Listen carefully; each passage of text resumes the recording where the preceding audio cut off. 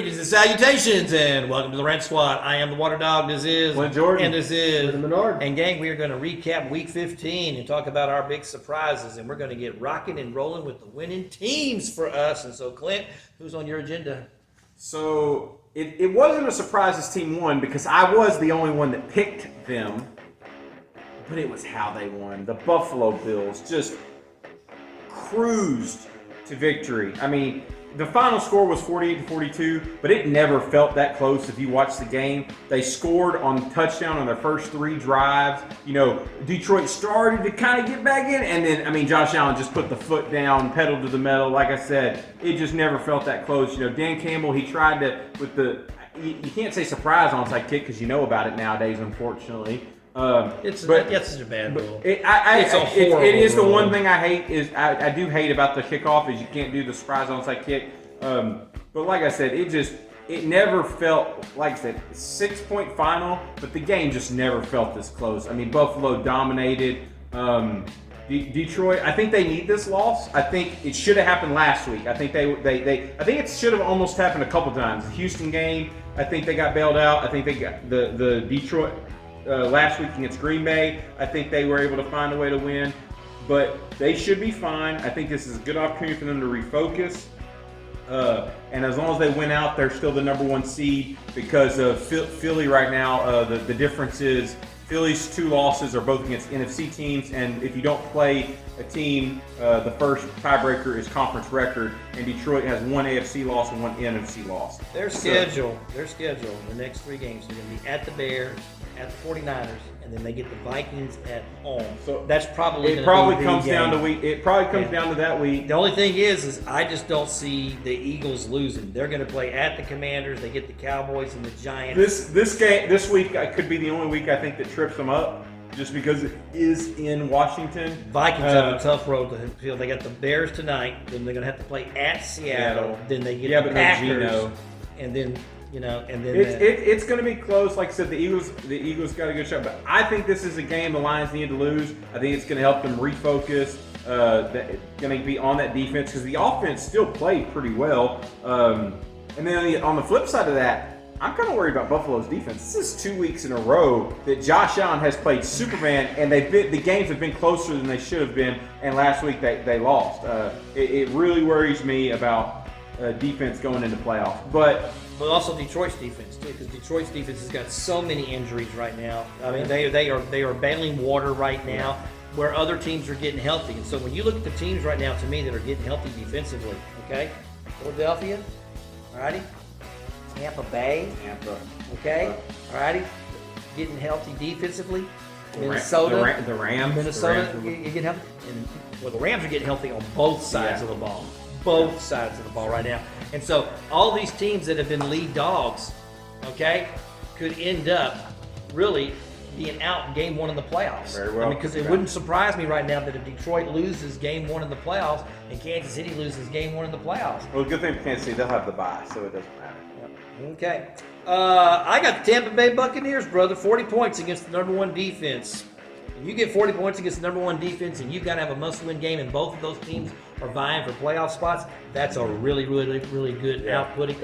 Especially after falling behind early. And Baker threw that one, and after he throws that, then he throws 4 touchdown passes. Yeah. You know what I'm saying? Played great, and Evans popped in the second half. Yeah, and so I can't say enough about him. One of the things I've noticed about the Tampa Bay Buccaneers the last 3 games, you can't run against them. 67 yards is what you're averaging right now on runs against them. You know, so their defense, since they've got some of their players back and everything, has really improved. And so over the last 3 weeks, they are the number 1 defense against the run. The other thing was this game was played in Los Angeles. Yeah. So they played the game in Los Angeles. So everything that could have been against the Bucs, because this was the one game if they were going to lose to allow the Falcons to get back in it. If I was going to say, it would have been this game. So I really think that they're going to. I think they win out the rest of the way. I just don't see the Buccaneers losing the game the rest of the way. Brendan, who you got? So with this, my surprising team is the Houston Texans. And because I watched this game, and to me it's surprising because if you were to say, that Houston only scored 20 points, Miami wins that game. And for that defense, for Houston to really step up and be able to dominate, really, I think Miami's offense there was pretty impressive for me. because even me and Clint were kind of texting back and forth about it. Like the defense bailed us out of this one. 100%. And lucky enough, we've locked up the division now because these next few weeks are going to be really hard for Houston to win. Special teams played the special teams fake punt that they ran and then got that first down, which gave them a little bit more momentum too. That the Texans won not only on just the defense, but some of the special teams things that they had done as well in that game. So they won on every side of the football, but on the offensive side of the football. And so I think it was kind of a bright spot to finally see. We talked about Houston's secondary kind of all season to get 3 picks. Off 2, I think, was kind of a bright spot. We know it's not. They're now not the 85 Bears. You know what I mean? But it was nice to see that secondary. Catch passes. We have dominated turnovers. They have dominated turnovers all year. What I'm curious to see though is, okay, you're not getting the 1 seed. Yeah. All right, but you've got the division locked up. Is this an opportunity these next 3 weeks for Stroud to just really let loose and try to find some magic and build some confidence going into the playoffs? I just don't know. I think Bobby Slowick, though, he doesn't have the magic he had last year. I just don't see the ingenuity of play calling that you saw last year. See, to me, it's not even, to me, it's Stroud, and it has nothing to do with they have film on him or nothing like that. There's certain throws he will not make. There are certain times he will not run the ball whenever he can. And he just sits back, and it seems like he takes a lot more sacks this year than he did last year. The line isn't playing as well. And so I don't know how much of that's really on the coordinator. And the run game has gone to crap, but we'll get into it. We'll see. Who knows? Like I said, I think it's an opportunity for him to play stress-free and just go out there and play. Okay, let's go to losing teams. Clint, who you got? Man, I got to say it's the Indianapolis Colts. Your playoff chances are on the line, and the Jonathan Taylor fumble. Because if he doesn't fumble, they go up 20-7. And after that fumble, they just fell apart. I mean, you think that they couldn't get anything going on offense. Then you have the trick play that's a pick 6. And then even if all that happens, they're only down 3 points at the end of the game, and they got a chance to go win. It's amazing to me that it seems like it happens 2 or 3 times every year that the players, they let go of the ball before. And I think back to Barry Sanders. After every play, he always gave the ref the football. Made sure he gave the ref the football. And if I was a coach, that'd be my number 1 thing. You never let go. You give that ref the football. And it ended up costing. Early in the season, I know Malachi Corley did it against the Texans. The Jets ended up winning the game. It didn't matter in the end. But this one, I put this loss on that fumble. Yep. The whole momentum of that game shifted right there. Oh, absolutely. Because Taylor's running as like the Colts are about to win this, and Houston's in trouble. Well, you have Nick's throwing 3 interceptions in that game. Nick's had one of his worst games. Had his worst game out there. But good teams, when you give them an opening, and that's what happened. But this is where we go back, and I just have to, of all of the team sports in the NFL, coaching really matters. Oh, it does. In baseball, it's I might pull this guy here, or I might do that there, and then, I think discipline. Team morale, discipline, everything, and then situational, because there's so much situational football that has to take place. Absolutely. Multiple points in the game. You never see it like in baseball. Halfway through the game, it's not situated. It doesn't matter, but in football, it does. Right. It absolutely does. So it's one of the critiques over at your kneecap guy. Okay, Campbell. Why would you call to do the onside kick at this point when you've got the momentum back and your defense has actually made a couple of stops here and you've got momentum? Why would you take a chance of giving the opponent a short field? We said the same thing on Sunday when me and Leonard watched the game. We don't, with 12 minutes left in this game. Why are you doing it? So that's what I'm saying. So coaching matters, and when you got coaches that are going to make game situational decisions, one of the things that Peyton could do is they got in there at halftime and they did something. But they came back in with the second half and they had an attack plan and they still showed faith in Nix, and then Nix goes down there and then rectifies the situation. But sometimes you have to be aggressive because look at Tomlin. Tomlin punted with 11 minutes to go and the Eagles didn't give the ball back. Yeah. So Campbell, he lives on being aggressive. He's won multiple games this year on being aggressive. I get it. It just like Kelly, unfortunately with the new rule, Because the surprise, he probably pushes it to a 50-50 shot, right? Maybe even a little in your favor. But that's something that to me, they've made the rule really so that you have to do the onside kick literally at the end of a football game. Yep. To do it at any other time jeopardizes your whole game situation. I just wouldn't do it then. I'm pretty sure the 09 Colts wish that this was the rule. Yeah, I bet they do. Well, my losing team, man, is the Miami Dolphins. And, going back, talk about this Texans-Dolphins game because I watched that whole game, and I tell you, this is the scary thing about the Dolphins. Ready? They held Joe Mixon to 23 yards rushing. They held C.J. Stroud to 131 yards passing. The Texans did not beat them. The Dolphins beat themselves. And this is one of those games where it just drives me crazy, and especially if I was a Dolphin player, you have to look in the mirror and say, how did we lose this game? Because, in all honesty, they outplayed the Texans. The Texans made a couple of defensive plays. And that's one of the good things about the Texans right now is they got playmakers on defense. Now, their defensive scheme doesn't always work, but they got playmakers that can make a hit, get a fumble, force it, get a pick. Yeah. So they got playmakers, which makes them dangerous in the playoffs because now you're talking about a team that can create turnovers. Short fields. Yep. Correct. And so, they may not be able to stop, specific drives and stuff like that or this, that, and the other because the Dolphins were easily moving that football up and down the field as far as I can tell. But they just kept turning the ball over. You just can't turn the ball over. And so when you lose a game like that... I don't know. After that touchdown, I feel like Houston, they shored up a little bit. I feel like they shored up a little bit. And then there was a really questionable call I had an issue with, and it was Miko twice on the touchdown drive to get them to 12. He had 2 times on 3rd down where they stopped the Dolphins, and there was a penalty, and he accepted the penalty. And both times the Dolphins go back and they can convert. And I had an issue with that because I'm like, man, put the team to 4th down. I'm sorry, I would rather you have 4th and 2 than 3rd and 7 and two more shots at it. Field goals. That's the only thing I could think of at the time was he was taking field goals, and if the game was still in that close phase and stuff like that. But that's what I look at, because this is a team that, to me, I really thought that they were going to make this run and actually make the playoffs. I didn't think that the Colts were going to do it, but right now it looks to me like, especially with the Chargers losing again. There was definitely an open window. Definitely a window, and so I just think that window's now shut. I think we've got our 7 AFC teams for the playoffs. I think that's pretty much done. Yeah. Brendan, who you got? So with this, I'm going to go with the San Francisco 49ers.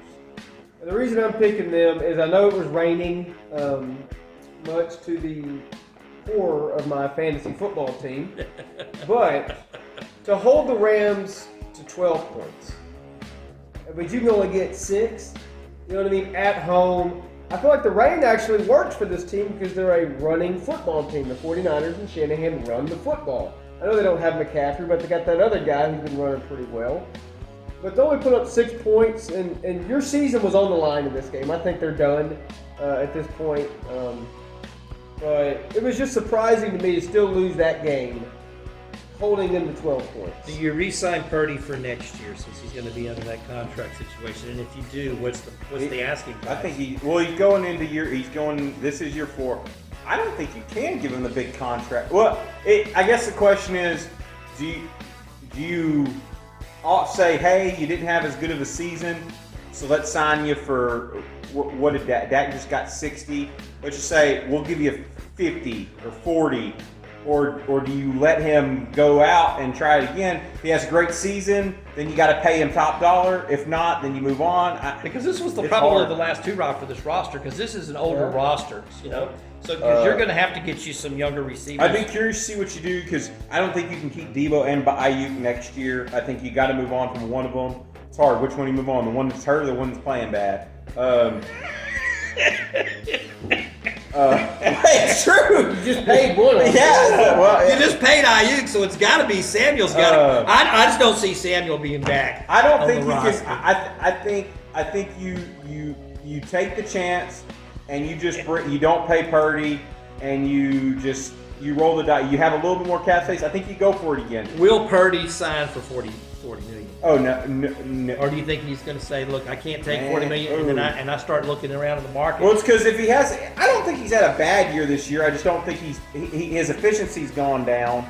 On the open market, I feel like he could probably still get, after this year, he could get 50. After another year where efficiency's down, he could get paid. I just don't know if he'd get top dollar. I mean, to be fair though, but he's in like the Kirk Cousins, Dak Prescott mode, where you got a guy that can win games for you, can get you to the playoffs, win playoff games. Yeah. But the problem is he doesn't elevate anybody. Correct. And so that's the problem with Kirk Cousins. Another problem is that I agree with you. The 49ers are kind of in a win now mode, but who would they go get if they let Purdy go? That's the question. Who do you get? And so the worst thing, dear Lord, don't get Aaron Rodgers. Please, don't get Aaron Rodgers. But that's why I think you just let him go play again. Well, they could probably do a contract where it's back. Or it helps in the first here you years. go. No, this is what you do. You do what the Green Bay Packers did. The first year into Jordan Love started, most people forget this. He signed like a 1-year, $20 million extension, and it gave him a little bit of money up front. But it also gave the Packers a little security if he did really well. And then of course he ended up doing great, and they signed him to, at the time, the highest paid contract. So I think maybe that's something to do. Maybe you reward Purdy because he's done great. And I would hate to see a guy that's played at this level not be able to at least make some money off it. It's part of the reason that I hate that the rookie contracts, you can't get an extension until after year 3. The games you really needed to win, he did not perform well. But see, I don't know. I mean, Debo literally dropped a touchdown this past week that turns that game around. But that wasn't the only play that was that. It wasn't the only play, but I don't think you've lost games because of Purdy this year, but you certainly haven't won games because of it. All righty, let's go to best performance now. Clint, best performance by a player. Oh, it's easy. It's Josh Allen. 362 pass yards, 2 through the air, 68 rush yards, 2 on the ground. Great players play great whenever you need them to. And, I mean, I thought it was hilarious. So coming into Sunday, Lamar Jackson was the betting favorite. Goes out and throws 5 touchdown passes. And they're talking about like, man, I know Josh Allen's betting favorite, but then you got Lamar do that. What does Josh Allen do? He goes out and he puts the team on his back, and he just shows why he should be the MVP. You know, I know we were talking Barkley, and I still really like Saquon Barkley, but the Eagles come out this week and they show, hey, we can still pass the ball. You know, there's a lot of questions. Well, the Steelers made sure that Barkley wasn't going to do anything. Well, if you caught, Barkley missed a quarter. Barkley yeah. also missed a quarter because Gainwell had some good runs against them. But this is just Josh Allen, just easy. I mean, there was a lot of great performances on Sunday, a lot of fantasy, great performances. But you just can't look away from a guy like Josh Allen. Okay. Mine's Baker Mayfield. 22 of 27, 288 yards, 4 touchdowns against the number 1 defense. He's firmly got the Buccaneers in the driver's seat of that, of the playoff for their division. And so I just think he's carried this team. If you're talking about a player that has truly carried their team, like I said, and I've said this, Buccaneers make the playoffs. Baker Mayfield's my MVP. Oh, understandable. So he hasn't. Like I said, everybody was counting him out when they lost that second game to Atlanta, and they, Godwin got hurt and Evans got hurt, and that team, and that's a scary team. I'm sorry, the way they play physically. Remember, like you said, they beat Detroit, they beat Philly. They can beat anybody in this league, and they can play anyway. Because especially with the emergence of Bucky Irvin. Oh yeah, he is. Since Bucky Irvin has really started, they really started to utilize him and stuff like that, and the ability. So you've got a running game. You've got a passing game. Rashad White can still catch the ball. Tucker's great, short yardage. K. Dotton has emerged. This team has a lot of playmakers, and the defense. It's one of the few teams in the league. I don't really think they have any big names on defense, but they're playing well as a cohesive unit. Yep. Brendan, who you got? Listen, if you were to watch this show, you would think these guys vote for the MVP every year. They're just talking about quarterbacks and how great quarterbacks are. I'm talking about another guy that won a game for his team. That's Derek Stingley Jr. Woo! 2 interceptions. Not only the game-sealing interception, but he also got another one earlier in the game. Really sealed that game because Miami, even when he got that second pick, they're only down by 3, and Miami can get you just like that with Tyreek Hill and all those guys. So. The heck with them quarterbacks. We're going to talk about another player. That's the guy, though, that has really disappeared for the Miami this year. Is the big play is just nowhere. Tyreek, he has not had a good season this year, and but you just never know when these great players. It's like that. It's just like quickly. The problem I think with Hill is he had speed. I still think he's got it. I still see it. But my thing about it is I think that's why Jerry Rice played so long, it wasn't speed, it was technique. Larry Fitzgerald was technique. Those kind of, when you are just a speed-based guy, Father Time's going to stop that at some point. He does, but he still has the speed. He's still beating people. Didn't on Sunday. Yeah. So. Thankfully not. Worst performance, Clint. You know, I originally had Cooper Kupp here because he went 0-0-0. Was like the first game forever he would caught. But, you know, I thought that. I was like, no, you know, he did what was necessary. They ran the ball a lot in that game. I'm putting Deebo Samuel. I mean, dropped the go-ahead touchdown. Just the guy has disappeared. It's crazy to me because he'll have a great season and he'll have an okay season, he'll have a great season. But they're just, I feel like they're not using them. There's no run after catch. I was just very, very disappointed. The play calling from Shanahan, the first few weeks, you know, I'm trying to remember now the name of the running back that replaced McCaffrey at the beginning of the season. Jordan Howard, Hasty, something. Yeah, okay. And the play calling was great. They were getting these 100-yard gains and stuff like that. But ever since, I don't know, somewhere about the midpoint of the season, it's like the play calling has lacked. Because Garrido, I think, has looked fine as a running back there. And Kittle looks great. He's arguably But there's just something about the structure of the team. There's just like the movement of the team, the blocking schemes of the team. I don't know what it is, but the play calling seems off. It's like Brock threw more this past week than he should have. They should have ran the football more. It's the efficiency. The efficiency is down this year because that team has lived off of yards after catch. You know, lived after, you know, get the ball in the hands and let them do. And it's just not happening this year. It's just not. And you can tell the frustration. And that's part of it. I mean, you watch Deebo, ball was in his hands. He just started running before he caught it. And I mean, he was clearly frustrated afterwards. It's you need your big, when games are on the line, you need your big players to play big, and he did. I'm going back to this Houston game because that was the one I literally just eyeballed all of that time. Tua, you just can't throw these picks, and the 3 picks, they were just horrendous picks. I mean, there was one he threw behind the receiver by like about 4 yards behind the receiver. For one of those picks, I'm just sitting here. Oh my goodness gracious! You talk about a player that really should kind of have like a horrible night. Hey, he's not gonna get any sleep after this performance. I will say though, shout out to effort. I love some of my favorite plays in the NFL are picks that should be clear and obvious pick sixes. But then you have effort guys. You know, the big one was a couple years ago. DK Metcalf against the Cardinal ran down 100-yard. You know, ended up getting that team to overtime, and they almost won the game. But Achane running. You know, I remember seeing it. It looked like it was clear pick 6, and I love to shout out effort. Those are some of my favorite plays. Brendan, who you got? Worst performance? So I think my worst performance really is as much statistically as it is the psychological part of this game. And I'm going Jonathan Taylor. Statistically, 107 yards on 22 runs. That's not bad, right? Should have had a touchdown, but it was the play that prevented that touchdown, I think, is why he's got my worst performance. Because that started the snowball effect. And when you want to pinpoint why the Colts will not make the playoffs, there you go right there. Now, granted, they could lose this upcoming week and be in the same predicament, but in that moment when he let go of that touchdown, they could have still made the playoffs. They've had opportunities the last 2 weeks to win football games and have lost these. To me, that's the worst performance because it's the mental errors that really costed his team the win. And I don't know. I think you got to point that out sometimes. Well, brother, that wraps up week 15 for you, brother. We're going to be talking about our game picks up next. We've been the Rant Squad. I'm the Water Dog. This is Jordan. This is Jordan Menard. And Dave, we are out of here.